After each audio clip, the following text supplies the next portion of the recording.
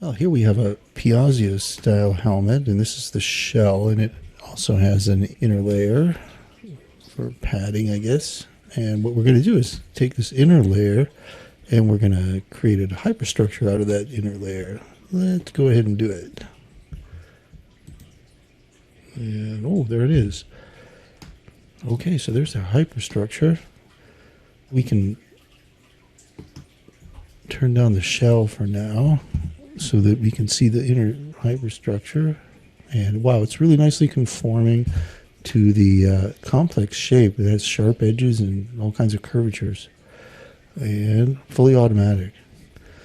Let's turn off the inner shell so we can see the interior structure. And that looks pretty fantastic.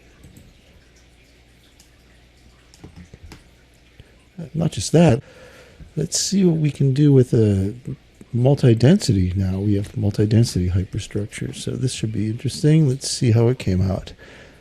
I haven't looked at this yet. Let's see. That looks nice. So here's our multi-density hyperstructure. This is quite a few triangles, like around 24 million. But even this simple